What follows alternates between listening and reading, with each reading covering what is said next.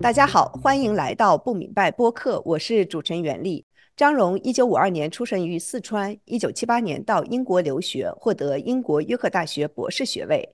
他1991年出版自传《红：三个中国女人的故事》，讲述他的外祖母、母亲和自己的人生经历，以及背后的中国历史。他后来写了一系列传记作品，包括宋氏三姊妹与他们的丈夫、慈禧开启现代中国的皇太后，以及与丈夫 John Halliday 合写的毛泽东鲜为人知的故事。播客的听众可能记得，我们曾经请学者萧汉来谈过一期中国古代的女改革家，他认为慈禧太后是中国历史上最杰出的改革家，没有之一。今天我们请张荣来播客谈一谈慈禧这本书，他为什么选择写慈禧这个人物，以及我们从历史教科书和流行文化中知道的慈禧和他书中描写的为什么有那么大的差别，以及他为什么写这么多女性人物的传记。张荣你好。你好，你好。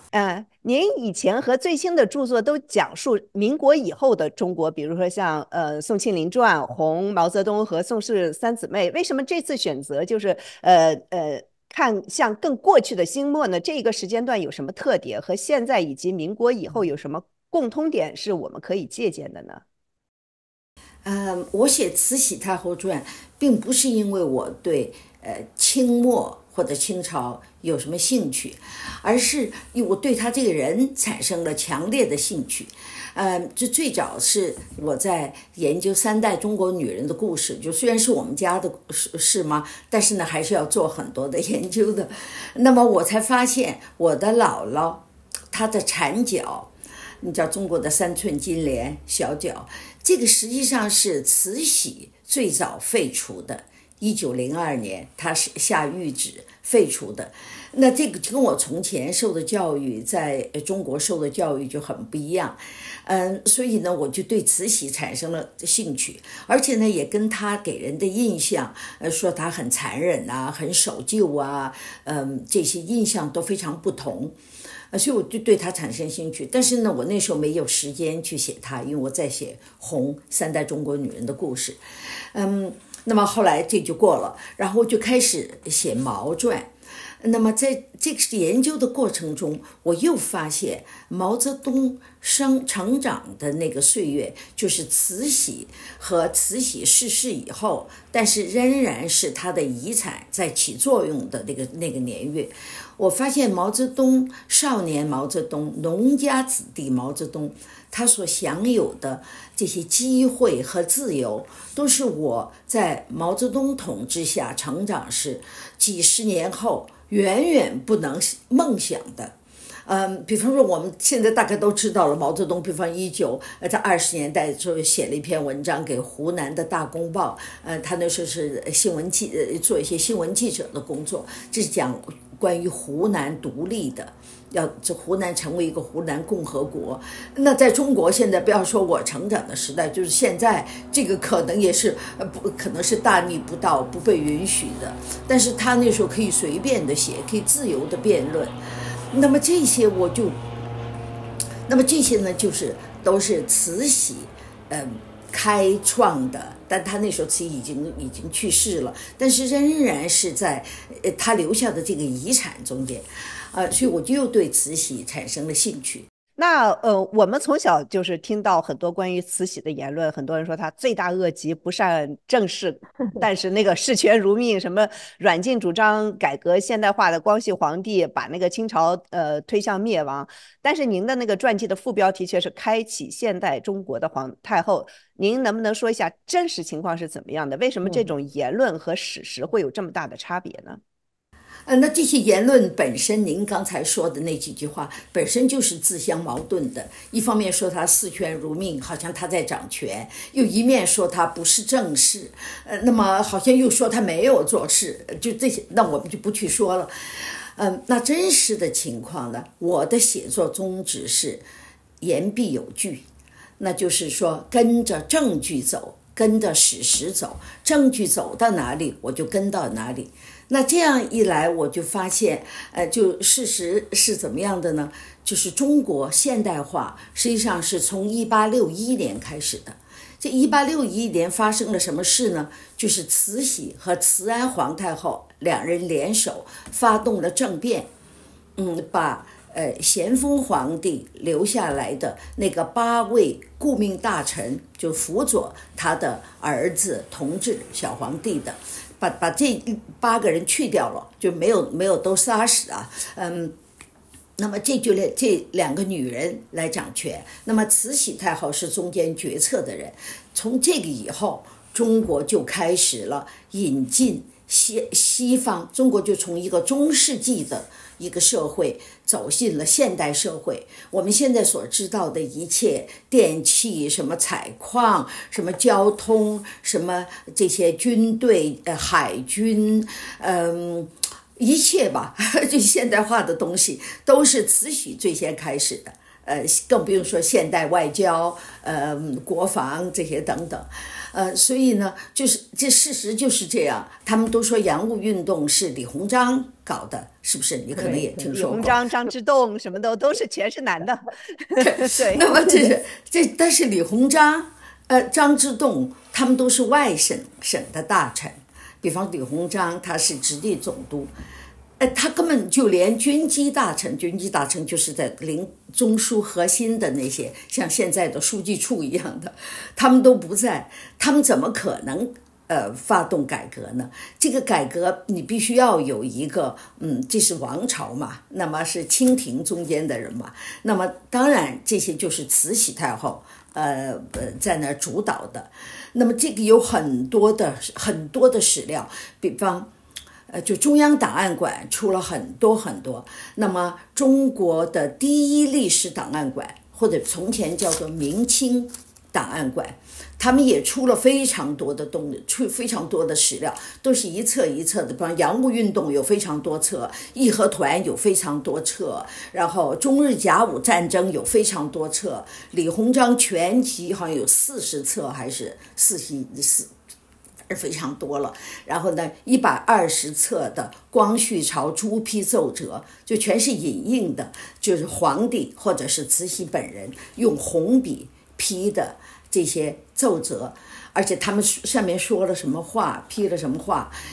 这些你就完全可以从这些史料中间，这样组成这样一个人。所以太多了，这书后边就中国有什么中国史学会，反正多极了，还有各个省的博物馆，那么还有一些非常非常有才学的专家教授，我也向他们请教了，他们非常可惜的就是，他们在中国。他们有的话不是官方的口径，他们不能写，但实际上他们也都出了很多书了。还有呢，中国研究的时候中国有一个清史，国家清史委员会，就是由国家等于出资金。把这些学者这些都集中起来，就分配给他们这些整理出版史料的工作。所以国家清史编纂委员会下边出版了非常多的书。所以我每次到中国去，到北京去，那么就是去这些专门的书店。那我们能不能先说一下，就比如说最有名的关于慈禧的说法，就是关于他挪用海军拨款那个修颐和园，还有他和义和团运动的这个联系，您能不能说一下，就是真实的情况是怎么样？海军拨款这个中国大陆的专家也做了研究，有一位王道成教授是人民大学清史研究所的所长，他从前有一次周恩来专门叫他们去研究这个义和团拨款的事，所以还都组织了一群专家去研究。他们研究的结果是，因为在一向传的是就康有为的说法，就慈禧挪用了3000万给海军的银子去修的颐和园，实际上他们的结论是500-600万银两。这个500-600万银子是一个什么概念呢？就是光绪结婚，光绪大婚，由国家出的钱就是550万两银子。所以修一个颐和园就相当于一个光绪结婚。那么慈禧的这个钱是不是国家的拨款？而是就有300万是他自己储蓄的，这个在清宫档案就有非常详细的记载。那么但是他也从建海军那里拿了银子，拿了钱，因为国家给海军的钱是最多的。那么他的那个妹夫醇亲王又在那主持海军，所以就慈禧就在5年中间，从1889年到1894年，每年从海军大概拿了30万两银子。所以我们就可以看出这个30万5年就是150万。这个呢在建海军中间可以说是一个非常小的数字，就从钱的这个角度来说，他们根本没有对海军造成任何影响。当然他作为皇太后，他用就是偷偷摸摸的手法再从海军拿钱，那当然这个在这个造成的影响，从知道的人中间是很坏的。所以呢大概的情况就是这样。另外还缺的一些钱呢，就是所谓各省的官员报效，就他们进贡给慈禧的银子。那么讲义和团呢，你就不得不先讲甲午战争，因为本来这也是连在一起的嘛。慈禧说慈禧挪用了钱，就没有钱去打日本人了嘛。但是呢大家一般人不知道的是，慈禧那个时候并没有主政。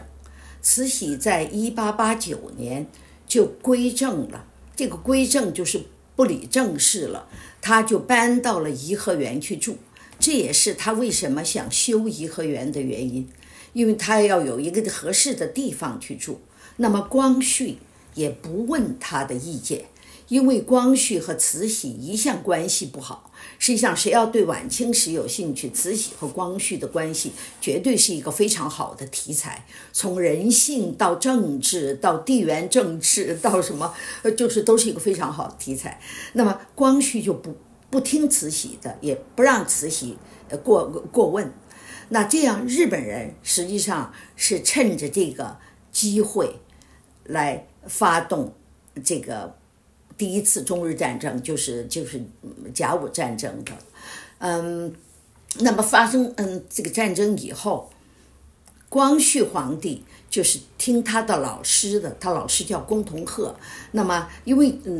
就他跟光绪就像爸爸跟儿子一样，所以光绪就依赖他给他出主意。这个龚同鹤是一个满腹诗书的这样一个古典文人，你说他怎么可以去指挥这样一个中国第一次大规模的现代战争？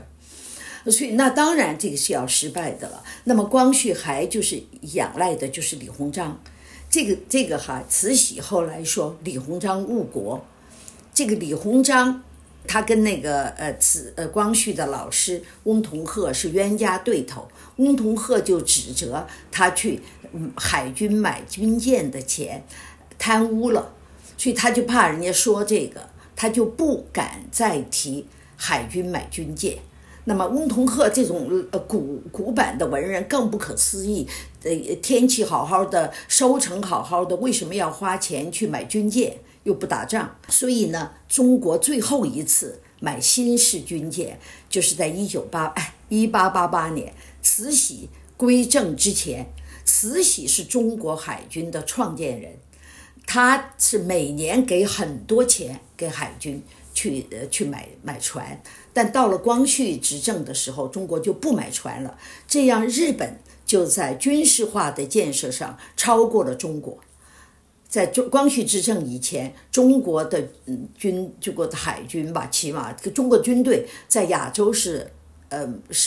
第一流的，是老大。所以呢，这也就落后了嘛，那么打起仗来更不用说了，光绪根本就是一塌糊涂，他又不懂军事。那么李鸿章呢，他很多东西他也知道，但是呢，他有很多私心，而且遇上光绪这个人，他又避嫌，又遇上光绪这个不赏识他的人。光绪也是一个古板的儒家经典教育出来的所谓好皇帝。他也不是一个好皇帝，起码不是一个明君，他根本就是一个很糊涂的一个人，特别糊涂，对，特别糊涂的这么一个人。所以呢，李鸿章跟他也说不上话，所以这个时候就败得一塌糊涂。后来呢，败的时候呢，慈就才报告了慈禧，那么慈禧听见就马上就非常吃惊。然后这个时候呢，我不知道，你可能也知道，很多人又说慈禧也把钱拿去办他的60大寿了，这个也是一个中国战败的一个原因，对吧？那么实际上呢，这个办60大寿呢，是甲午战争之前2-3年就开始的。那么慈禧看到中国败成这个样子的时候，他马上就停止了。但是呢，这个李鸿章呢，又带头向慈禧，进贡了，就说极其精美的9件，珍宝。那么慈禧呢，她是个很爱美好东西的地方，她也贪，这个他就接受了李鸿章的珍宝。别人一看李鸿章进贡了，他们也要进贡。这样呢，这个闸门又打开了，所以这个也严重的影响了中国在甲午战争中的士气。就是大家的心思都没用到打仗上去了，用在想办法去给皇太后进贡上去了。这个也是后来慈禧就她自己知道，她就觉得她很自纠，很内疚。后来她就决定不收礼了。他到他70大岁的时候，比方说那时候中国又开始恢复了元气，那么就别人要给他进贡啊，这些他就坚决不接受了。好，所以结果中国在甲午战争中间就败得一塌糊涂。这个甲午战争在美国当时驻中国的大使叫田贝 Charles Denby，用他的话来说，他在中国当了10几年的大使，他对中国非常了解。这个之前他是慈禧的狂热的，不是狂热，反正就是坚定的崇拜者，说了很多就是赞美慈禧的话。他就说这个甲午战争实际上就是从中国走向没落的开端，因为日本向中国要的战争赔偿是2亿两银子，还不用说割地了，2亿两银子，还加上其他一些什么收回辽东3岛的几千万两银子，所以很多。慈禧呢是坚决不割地、不赔款的，他就这时候就是听他说他可以做一半的主，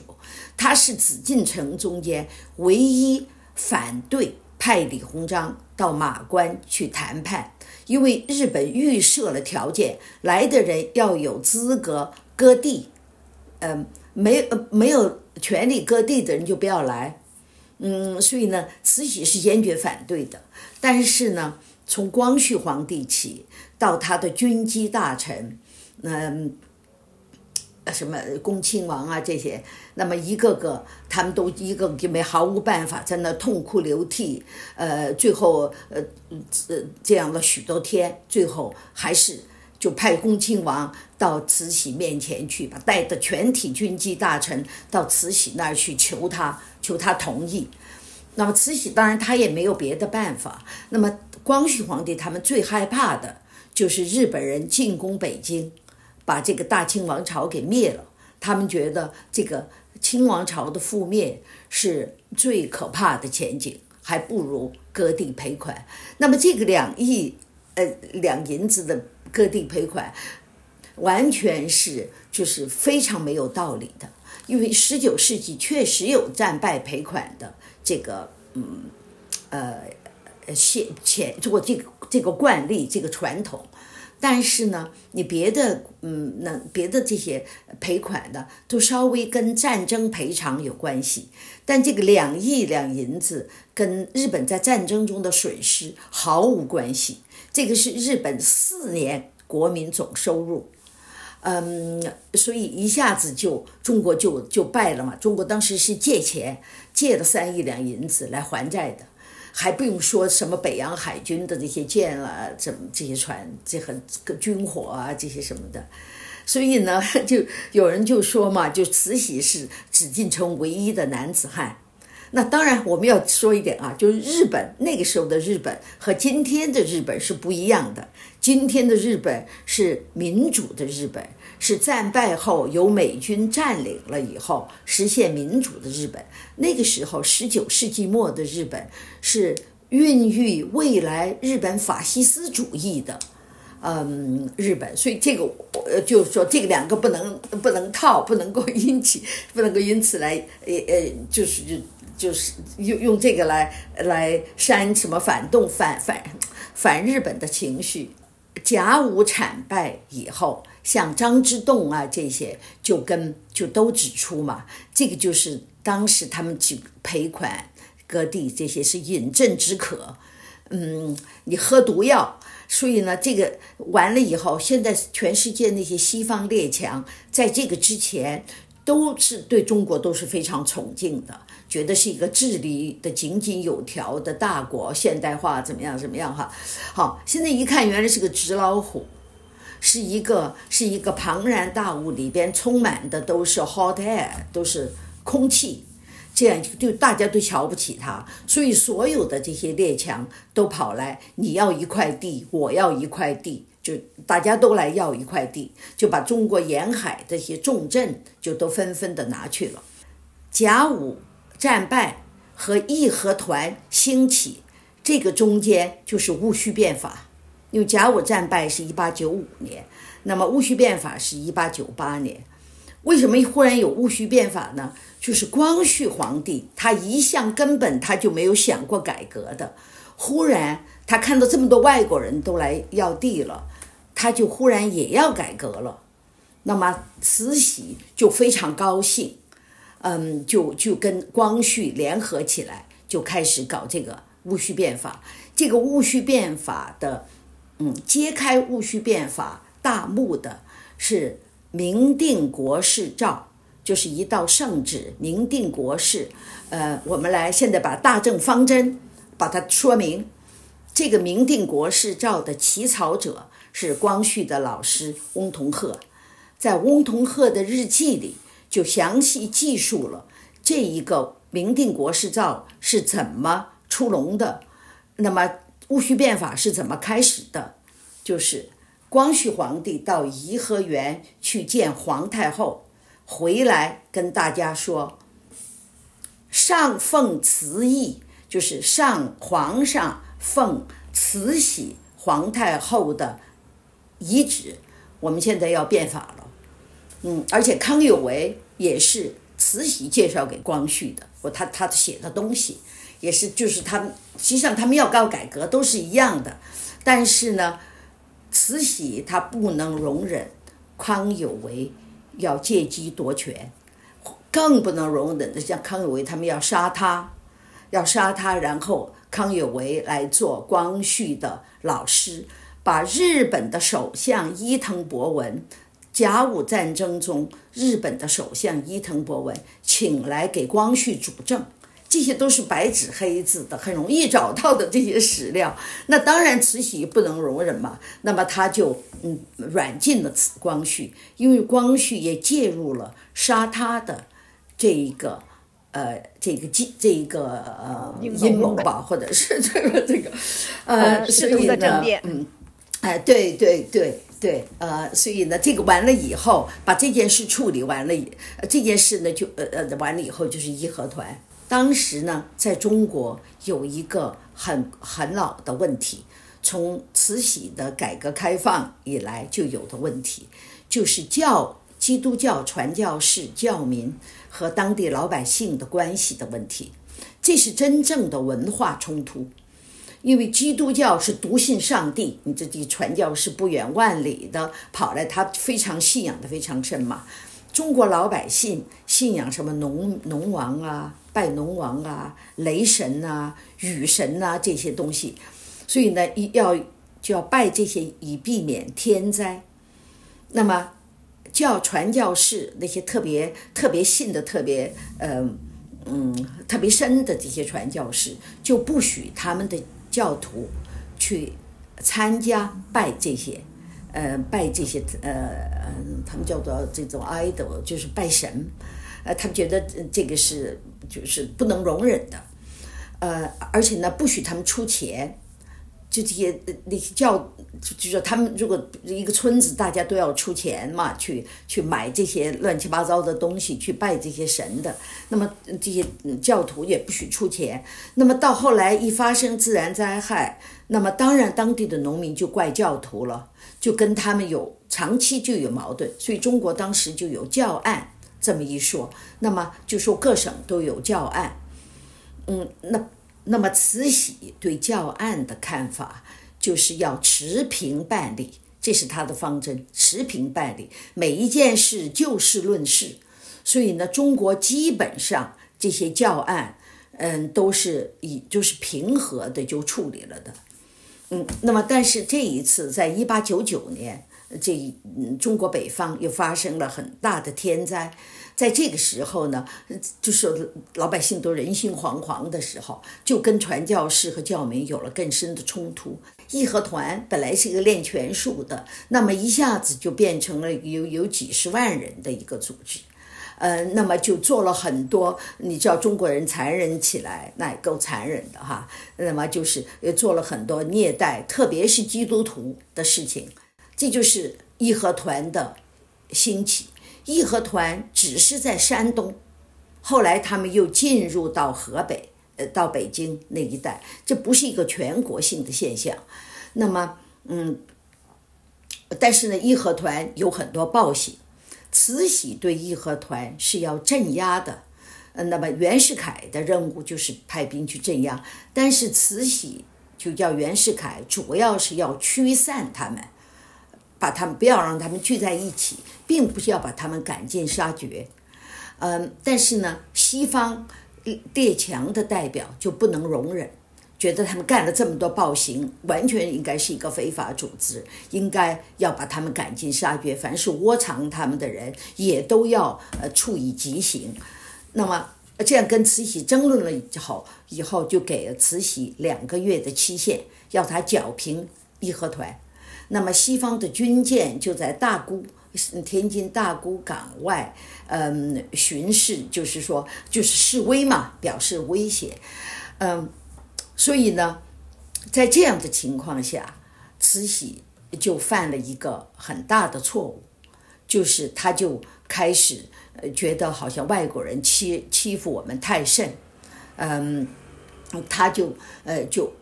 叫李鸿章的话来说叫逞一时之愤，他就非常愤怒了，就要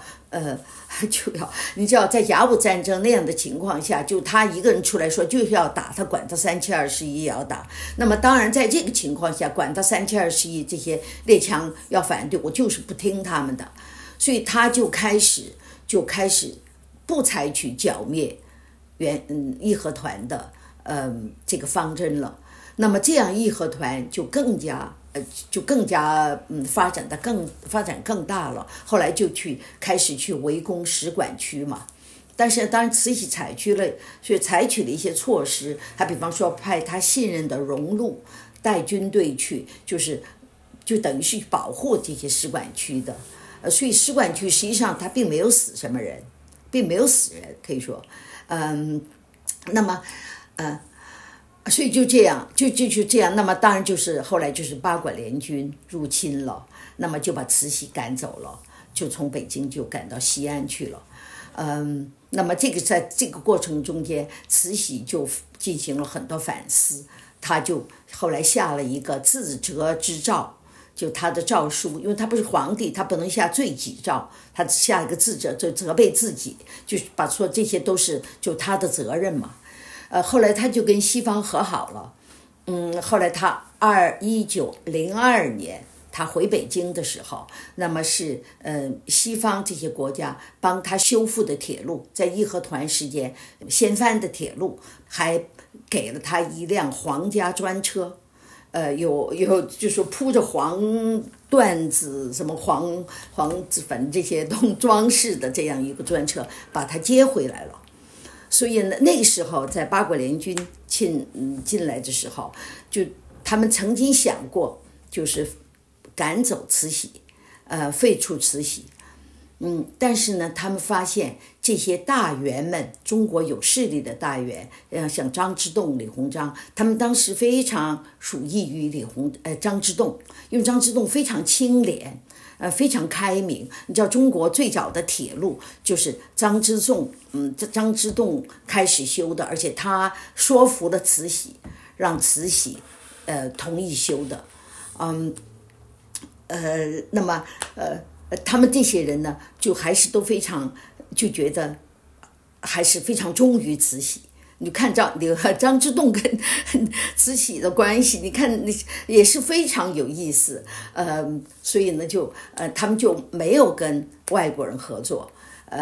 那么就最后就还是支持慈禧，这样就慈禧就回到北京了。那么回到北京以后，他就开始大刀阔斧的搞慈禧新政，搞改革了。第一个诏令就是废除产缴，然后以后又简直是那次真是雨后春笋一样，直到他最后立宪，把中国的专制君主制改成像英国那样的君主立宪制。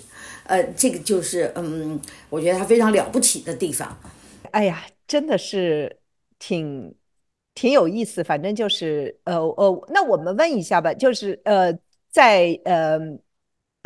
末代皇帝溥仪的英文老师庄士敦，他写了一本书叫《紫禁城的黄昏》。在这本书里面呢，他写到就说世人给慈禧太后的评价完全是两个极端。有的人认为她有着高超的政治艺术，使得一个庞大的朝廷在没有天子的情况下还能继续运转，而有的人认为慈禧太后要对清朝的灭亡负主要责任。有趣的是，几乎所有的中国人都持后一种看法，而据我所知，西方社会对慈禧的看法却大多数是第一种。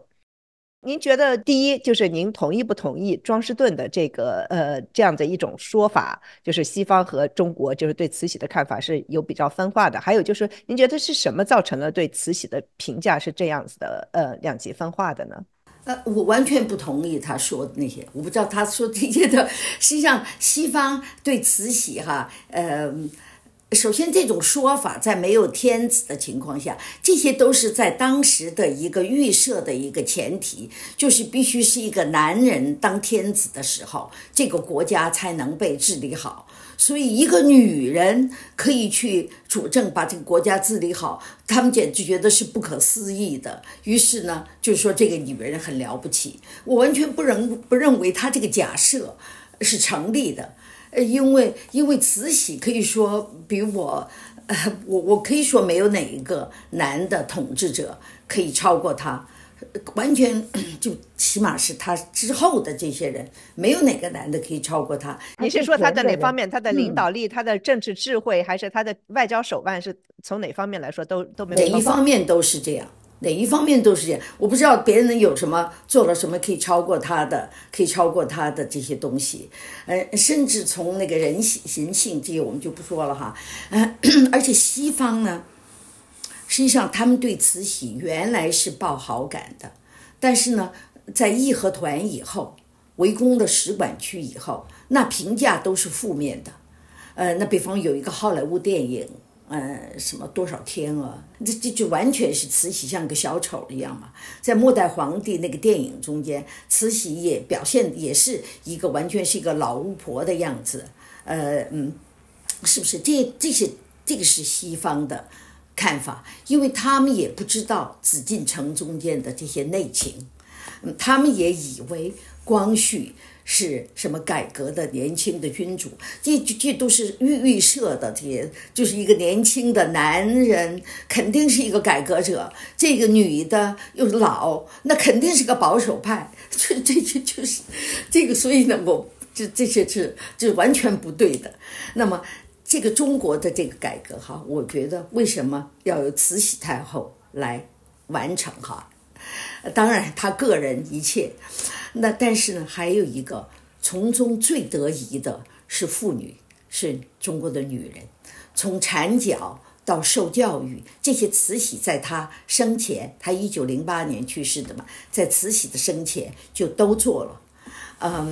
然后这些女的也可以出去留学，全世界从前连家门都不能出的，现在可以出去留学，还到公共场合，什么电影院、戏院，和男的还甚至可以有的地方玩手，这些在西方人看来都不可思议的。从前他们刚到中国来的时候，他们只要有出去有家眷有女性，那个老百姓就要朝他们扔石头，就是这样一个翻天覆地的变化。所以呢，慈禧从中是最得宜的。还有呢，比方说你说，其实我特别想让您谈一谈，为什么中国的改革必须是要慈禧一个女性来完成的？我觉得您书里面其实这一点写的特别好，我特别喜欢。我就觉得刚才一个是像刚才我给你讲的这些妇女从中获益，那么慈禧又从中最获益。慈禧对外界的了解是凭着她派出国的这些使者，有一个原来一个叫冰春的，是级别很低，被保守派不嗤之以鼻的，因为他没有谁愿意出国，所以慈禧的第一任出中国的大使是一个美国人嘛，普安臣 Anson Burlingame。那么这个冰春是中国人，一个很低级的中国人，他自己称他自己嘛是东土西来第一人，他是第一个出去的，是1890年代出去的，1890年代底。那么他就记载了这些西方的宫廷啊，这个英国的国王是一个女的。她可以当女王，就维多利亚女王了。这更是让慈禧心仪的，你知道吗？这是在中国，她还得垂帘听政，坐在那个帷幔后边，还连那个男性官员的面都不能见。她执政这么多年，她没有从天安门这个正门进去过故宫。因为那个是女人不能走的，她得从后边走后门进去。这甚至她搞改革搞得最厉害的时候，她也没有破这个规矩。这也是慈禧高明的，就她知道哪一些传统是根深蒂固的，得花多年的时间来改变的，哪一些是马上需要改变的，她不去碰那些古老的这些规矩，所以她就连天安门那儿正门也没有进去过。那么那边英国呢是一个女王，而且这个女王还有一个大英帝国，所以而且呢她也知道这个维多利亚女王之所以在全世界取得那么大的成就，并不是因为她本人有这样就是一个超人，这不是她原话啊，大意是这样哈，而是她有国会的那一些聪明能干的人在那儿帮他决策，所以他也体会到民主社会的这些。当然最主要的还是他女人可以去当国王，不必羞羞答答躲躲藏藏。你知道慈禧不必垂帘听政，而且他如果坐轿子经过这个紫禁城的前边这些太和殿啊这些，他还要把轿帘拉上，以免女人的眼光就玷污了这些神圣的大殿。你说他那时候都是中国的可以说是至高无上的不是君主也是君主了的人了，他都还要这样，所以呢所以他怎么能够不对西方那么向往呢？所以呢这个东西哈，我看这个重担还得落在他肩上。还有您的里面还说过，就说他实际上识字不多，自己也没有受过太多教育，但是他就是非常的有好奇心，就是您前面说的，就是派人出去到全世界去看完以后，他特别有好奇心，问很多的问题。这个我觉得也是特别的，因为他是一个外来者，实际上他在这个宫廷政治里面是个外来者，所以他对这个外来的世界有很多的兴趣，而像光绪了，就是你，反正我觉得你书里面写的特别有意思，就是从她的老公咸丰皇帝开始，然后后面的这些一代代的皇帝都是这些男的，还有那些大臣们、亲王们，一个个男的好像都很蠢，又嗯非常的自以为是。嗯，这个也是特是。别有意思的一个观察。是，是，你说那个，你刚才就刚是你说这一系列，就是就他慈禧开始识字哈，我们怎么知道他识字不多呢？你在那个有一本就是史料书叫做《御笔诏令说清史》，里边就是全部都是照片，就是当时这些诏令这些亲手写的，里边就有一个慈禧开始搞政变的时候，1861年他搞政变的时候，他写的一个秘密诏令，就是要去掉这8个顾命大臣。这个时候你就可以看他的字写得很糟了，这个不是别人说的，我从那个我看了那个以后，我自己就知道的。我知道咸丰皇帝的字是怎么样的嘛，知道别的那些乾隆皇帝什么怎样的。你再看慈禧，那当然他字就很糟糕，而且有很多错别字。那么他而且又叫那个醇亲王，就他的妹夫，叫他帮他改，帮他修改，这就是他执政之初。但是后来他就在宫里的时候，他就抽时间就请老师来每天教他。就他是一个特别好的学生，是吧？他是很愿意学习的。这个其实是一个做改革派肯定是有的一个必须的一个能力，对不对？基本的素质。有这种愿望，他有这个愿望，他充满了好奇心。你知道，他非常喜欢旅游。那么他比方说，在那个义和团以后，他被八国联军赶到西安去了。他回来的时候，他知道没事儿了，所以他也有闲暇了。而且八国联军在北京帮他维持秩序，因为大家我看到有一些误解哈，认为什么圆明园是八国联军烧的，这完全颠倒，把时间都搞错了。就是烧圆明园是1860年，这英法联军烧的。这个八国联军来的时候，军纪是非常好，这个他们有完整的八国联军占领北京、天津的这些档案史料。你中间就有很多报告，因为他们有留守人员，这些所有的宫里的东西都做了登记了的。就他们来以前有什么东西，他们走的时候，这些大臣都跟他们一道去一一的去检视这些东西是否还在那儿。这根本没有，完全没有对北京造成任何伤害，反而他们在那维持秩序。那么所以慈禧呢就旅游了3个月。他从西安回北京的时候，一路上就去看了那些什么高山、这名胜，他从前就很想去，但是呢又去不了的。你从这儿也可以看到，慈禧他又能够受到制约哈，他想去的很，因为从前的皇帝每年都要花很多几十万两银子一次去打猎，或者是到去玩。他呢就是说他也很想去玩，他说他不打猎，但是你皇帝出巡必定要耗费钱，所以呢，当别人跟他说现在中国还不富裕等等的话的时候，他也就放弃了自己的这个满足这个好奇心的机会。所以他趁着回銮的这3个月，就把这些地方都好好的玩了玩。那更不用说出国了，他是非常想出国的，出国去，当然是更是不可能的了。在那个时候，皇太后出国，所以后来袁世凯是很知道慈禧的好奇心的，他就给慈禧送的礼就是，比方说，热空气气球。当时就已经有了，这是20世纪初，就是坐那个热空气气球上去。慈禧非常想上去，当然大家绝对反对，万一出事怎么办？还有汽车，这些都是，还有给他送礼送的滑冰鞋，他也是，也就是这些新鲜东西都非常有兴趣。那我们就再来说一下，就是中国古代的女性领导人中间，就是可以和慈禧比拟的，还有这个吕后和武则天。就是您，我也不说你为什么写慈禧而不写其他2位了，但是就是就是您觉得慈禧的统治方式，就比如说和武则天是中国历史上唯一称帝的一个女人，是吧？他们俩的统治方式有什么不同呢？您在那个书里面有一点写到过一些，这个哈我没有研究过武则天，也没有研究过吕后，但是呢，我为什么不写他们呢？这倒是很有意思，因为没有史料。那个是后边的，我们有的都是后代人写的，这些他们都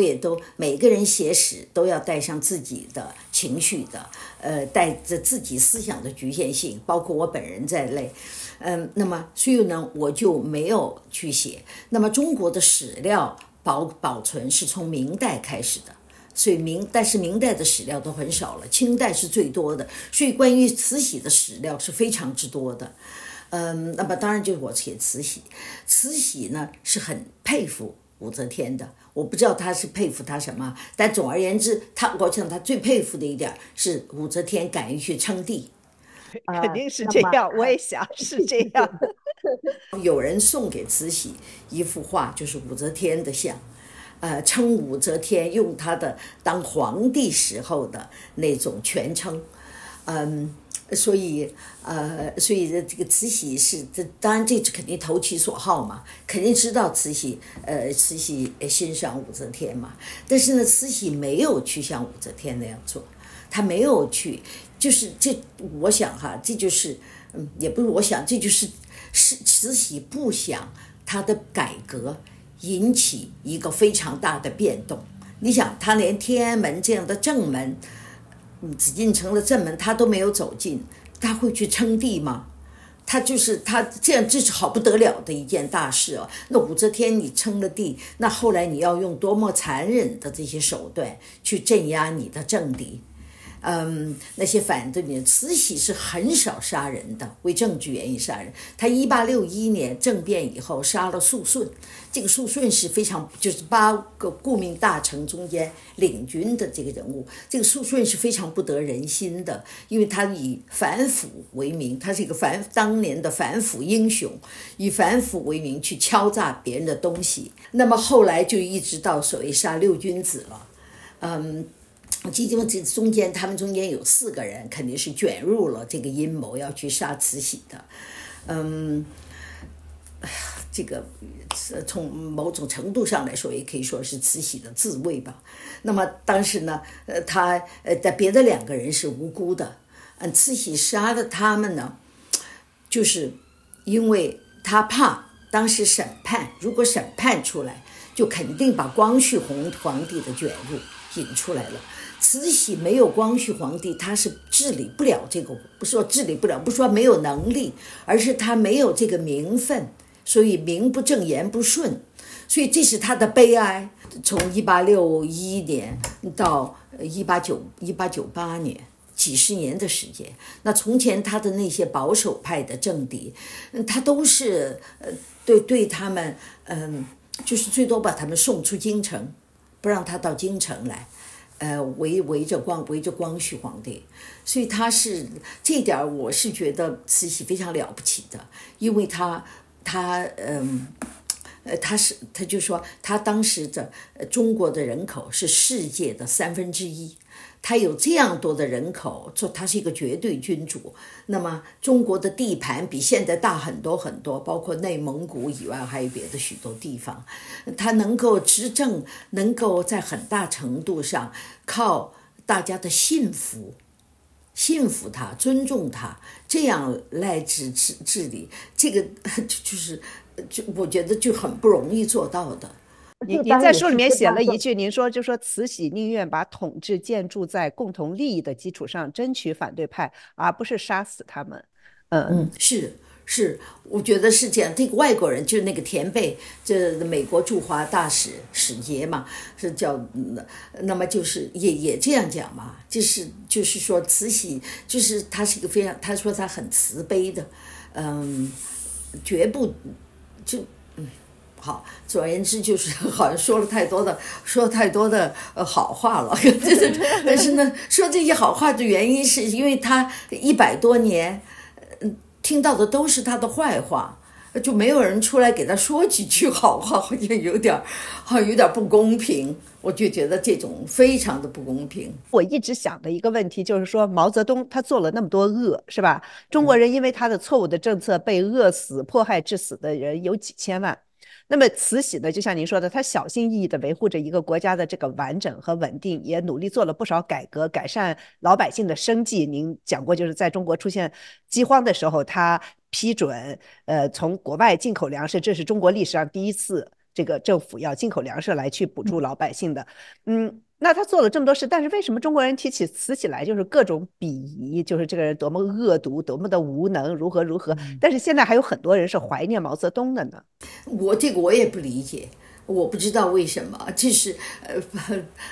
也就是说你什么样的人都有嘛。那么对毛泽东呢，当然一个很重要的问题就是中国政府它是一直维护毛泽东的嘛。那么当然你要叫多少人去冒这个风险出来说几句毛泽东的不是呢？有人说了几句，不是那个什么中国有个电台的主播说了几句，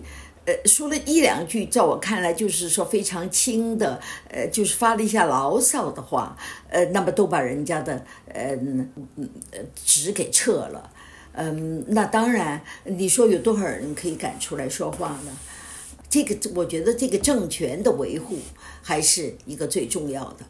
同样的，一个政权出来抹黑慈禧、攻击慈禧，这个也是慈禧多年谋受这些不白之冤的最重要的因素。因为慈禧以后中国就共和了嘛，那些共和党的像孙中山、蒋介石这些，他们也是不讲什么信义的，也不讲什么事实的，那么当然是尽量说慈禧的坏话嘛。所以呢，为什么他们要说慈禧的坏话呢？因为他们的前朝越糟糕，他们自己就越伟大嘛。那么实际上就跟现在共产党中共就总是说我们的百年耻辱了，从1840年到1949年的这样子一个历史的叙事，是吗？是啊，就是有一点像这个了。那我现在就是看我就是把这盘烂摊子给收起来，给做得多么出色。还有呢，可能中国人也比较喜欢用恶言恶语去说一个女人，特别是去说一个上了年纪的女人。因为慈禧拍照的时候是1903年哈，那么那个时候慈禧就70岁了吧，她的照片肯定是不会是很好看的。那么所以那些怜香惜玉的人也没有这个情绪，所以当然就要喜欢要攻击他了。这也是一个非常糟糕的这些东西。而且说他又没有什么被解职，什么又没有什么任何坏处，何不就大家都跟在一起说几句呢？这种和厌女的，就是中国社会的这种厌女的，或者是不说中国社会，西方社会也是这么多年这个历史上这种厌女的这种情绪有什么是非常相关的，是吗？可以这么说？我觉得非常相关，非常相关，因为也有那么多的坏国王，坏皇帝，他们怎么不来说说他们呢？怎么不来说说这些人呢？那当然是了，因为慈禧是一个女性嘛。对，就是对着那么多的那么坏的皇帝，他们都试图就是从各种的角度来，至少从各种的角度来，就比如说像毛泽东，是不是他到现在还是也有各种的各样的分歧，就不说一般的老百姓，对吧？这蒋介石也是杀过那么多人，对他的评价也是说我们试图从各个层面、各种角度来分析他。但是对于慈禧，确实是这么多年来就是一个单一的这样子的一个解读，是不是？我想为什么哈？有一个很有意思的东西，就是我刚才讲过那个清史编纂委员会，他们呢就给每一个中国近代史上的人物都指定了一个传记作家，像李鸿章有一个，恭亲王有一个，醇亲王有一个等等哈，就独独没有慈禧。我问他们，我就说为什么？为什么？我说为什么你们？我刚做研究慈禧的时候，我问他们说为什么？他们说慈禧太大了，这个题材太大了。慈禧的故事就是整个中国现代史的故事，所以慈禧太大了。当然，一个最重要的就是人们不敢说。这一些专家学者，他们有很多东西，他们根本就知道的，但是呢，他们不敢说，说了也不能出版，而且还要有，说不定有各种各样的灾难，他们根本就不敢，而且呢，慢慢的你不敢说，不敢跟别人讨论，慢慢的你脑子也就不去那样想了。所以我好有意思，就是慈禧最重要的一个人物，竟然没有都没有他派人去写。我说那就好像是你们派我写啊，我跟他们开玩笑啊。对呀，就好像研究中国现代史没有写毛泽东一样，因为他的影响太大了。这是什么说法？但是呢，就这是确实，这些倒是真的是一些专家们，他们就确实是也是，这也是我觉得还是一种职业道德。因为他们也可以找人去写一些昧着良心说的这些话，他们宁愿不说话，他们宁愿不说。对对对，这个我觉得也可以理解。那就是您的传记，就除了毛泽东以外，都是在写女性。就慈禧，在慈禧里面，你也除了慈禧以外，也写了这个同治皇帝的这个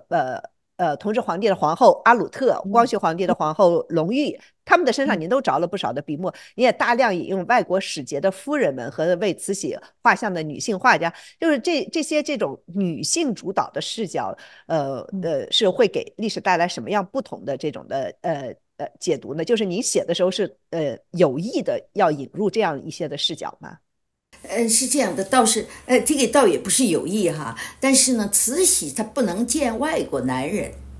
所以呢，她只能见这些外国的夫人们，这些女士。所以呢，那当然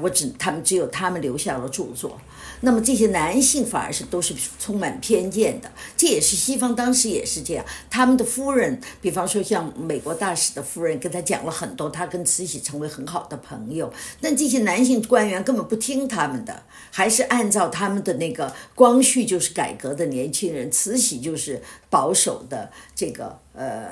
老妇人这样的。老巫婆这样的一个思路，所以呢，也很有意思。还有一个呢，我当然觉得写女性，我觉得女性更有意思。说实话，你知道写那个后来写慈禧完了以后，我不是想写，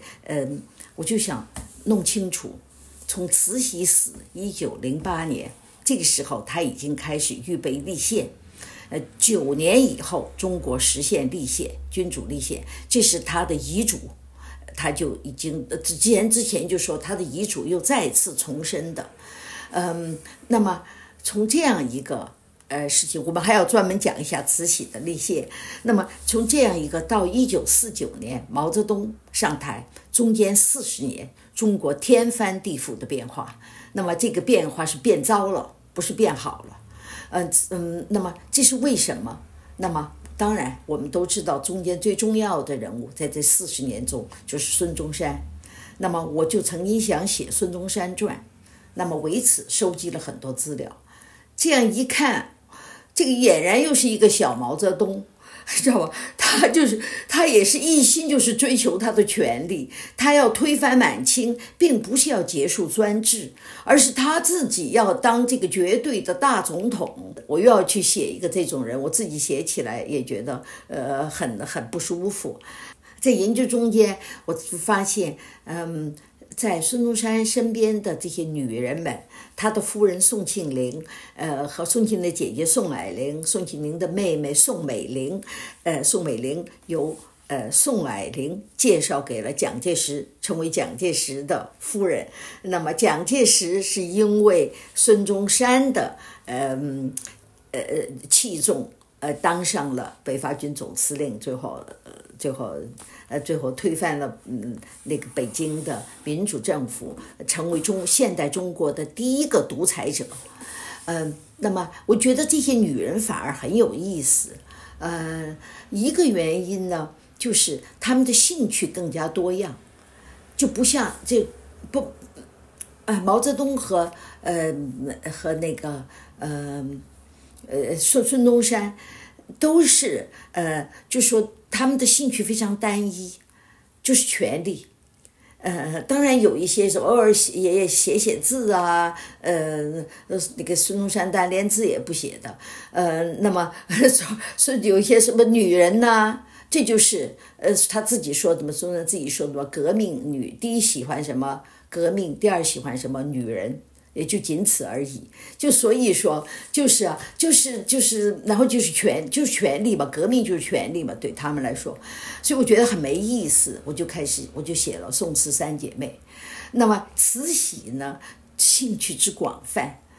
你像也颐和园，他是参加设计啊，参加建造这些什么东西，他都参与了。他又培育了花的培育花，这就是他归正了几年嘛。归正从1889年到就说90年代后期了，归正了将近10年，没有10年啊，就很多年。这些年他在颐和园干什么呢？他就培植了花，又养鸟，又养狗，也培育了狗的品种，你知道吗？还有他训练的鸟可以飞到他的指头尖上来，这个就是使那个美国女画家非常着迷的，这他的本事，有金鱼，有饲养金鱼，然后呢又京剧改革。他把京剧一个非常小的一个地方曲目变成了中国的国剧，那么很多他也参与，他培育的这些有名的什么诗呢？有名的谱曲的，有名的音乐家，有名的舞蹈家，这些在后来，比方中国现代舞第一人，就慈禧叫他在宫中把从前明代的那些中国古典舞的图拿出来设计，就是把重新复兴中国民族舞嘛，然后做了太多的事情，多么丰富多彩的一个人呢？丰富多彩就是嘛，就是这些，所以我就当然觉得写起来比较有兴趣了。就是比写孙中山比写什么毛泽东都有意思的多得多。是。学者肖汉，我们前面的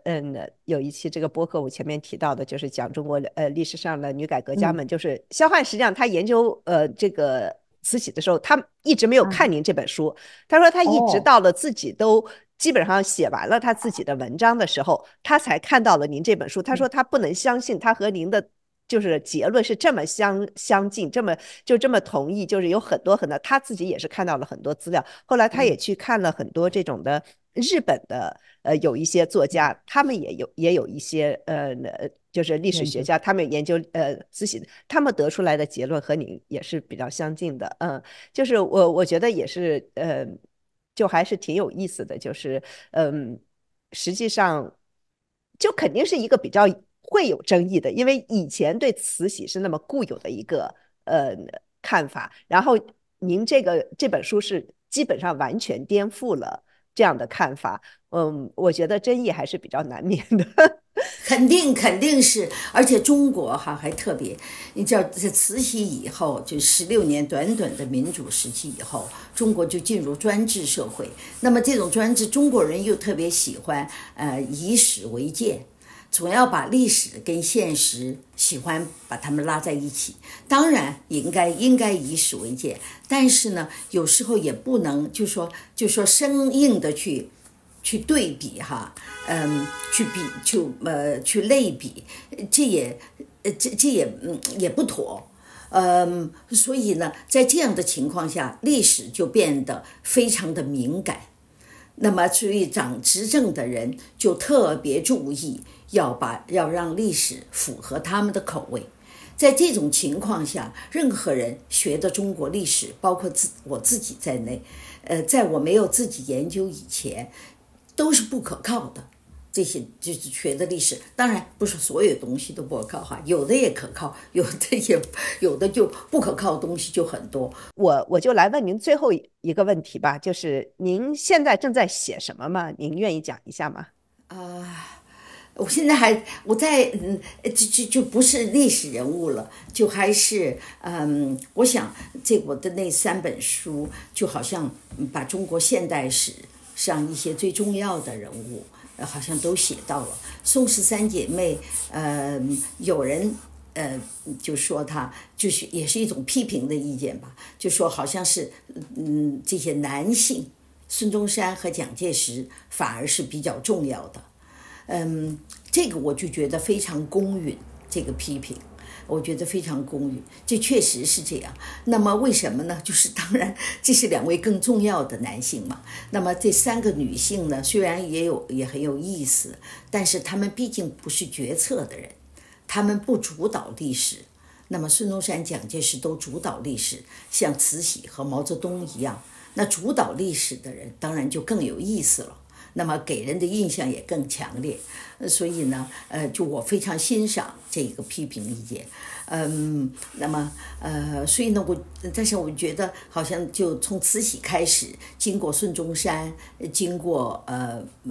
蒋介石，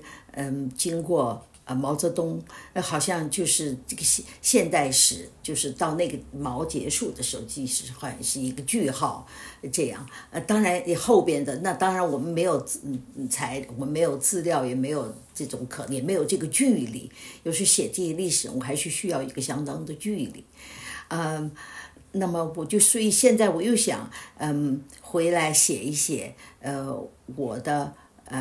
我母亲啊。就是把红还没有写完的，那一些再接着写下去，把后面的故事写出来。后面3代中国女人的故事，后面的那些故事再写一写啊。主要是我的妈妈了啊，非常了不起的人物，非常了不起。你们家的女人都非常的了不起。不是我妈妈，特别是真是你外婆也非常了不起啊，她这么抱着你妈妈从那个家里面跑出来，你那个写的是对呀，也很不容易啊。后来自己选择自己的生活，真的都非常的勇敢的女性。自己选择自己的生活是，对对。当然我外婆很不幸的就是在文革中间去世了嘛，那么就是我妈妈了，剩下我妈妈。那好，我们请每位嘉宾推荐3部书或者是影视作品，您有什么推荐呢？是，我想推荐哈，3部都是3个非常好的学者写的书，一个就是我看你的我不知道你毛海健，我知道，对，对，他特别棒，他写的一本书叫做《戊戌变法史事考》，历史的史，事情的事，考戊戌变法史事考，3联书店，北京，2005年。对。肖海特别喜欢他，跟我推荐好多他的对，是他的书都值得一看。是的，他也是说的，肖海说的一模一样的话，说他的书都值得一看。你看，对，应该看。我不好意思。还有一位我不知道你知不知道，叫做孔祥基。对，也是一位教授，他也写了他的书也都非常值得一看。那么其中就是也是跟戊戌变法有关的，如果大家对这个特别好，他有一本书叫做《康有为变法奏章集考》，是他把康有为写了哪些奏章全部收集起来了，而且考证了他们什么时候写的，哪些是后来篡改的，是怎样的，全部写出来了。所以我们现在那些很多就说尊敬赞美康有为的人，实际上他们根本没有看过康有为写的奏章嘛，都是以讹传讹。那么这现在就有一个人出来，我也是看了他这个书，我才知道我才把康有为所有的作品奏章全部都看了一遍。所以那么这个事情就很清楚了，我们就很清楚了，他到底是一个什么样的人。这个康有为变法奏章集考是北京图书馆出版社，所以我还到北京图书馆出版社去买过书，所以这些都是可以在中国都是可以出版可以买到的。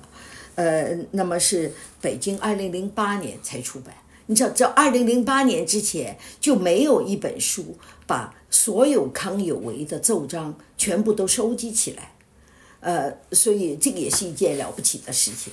还有一位可能你也知道的杨天石教授。杨天石当然了，是蒋介石传吗？现在就是，但是因为清末和民初，民国初年，这个是一脉相承的。你知道，就是中国人常常是清末民初，把它当成一个时间段嘛，一个历史阶段。这就是清末民初都承袭的是，在蒋介石之前啊，都承袭的是立宪，或者是就是总而言之民主吧，民主这样一条路。所以他写的晚清史事，历史的史，事情的事，是中国人民大学出版社出版的，2007年出版的。这些书都还是你知道，他们都是孕育多年写的。那么如果你还允许一本就说不是著作，这些书呢，他们写的也非常非常有意思，总而言之，但是主要是一些史实，他们把一些刚才讲的这几位教授把这些史实写出来。所以我们最需要的不是谁来给我们他们消化过的这些吐出来的东西，我们需要的是有人告诉我们这些史实是什么，就从史料中来的这些史实，也加上了他们的解读嘛。当然每个人都不可避免的要解读，但是这下一本书就是完全没有解读的，是故宫博物院明清档案部编的清末筹备立宪档案史料，这个1979年就出了，这个有几册，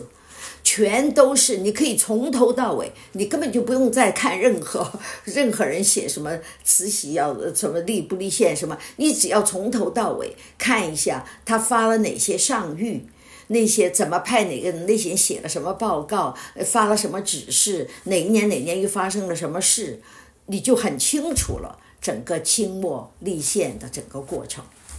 我可以把这4本书，现在第4本是史料，但是呢是非常有意思的史料。对对对，我都想去看一下当时是怎么回事。对，你可以仔细看，你只要稍微有一些古文那个基础的，就可以看这些东西嘛。好，谢谢张荣，也谢谢大家收听收看，我们下期再见。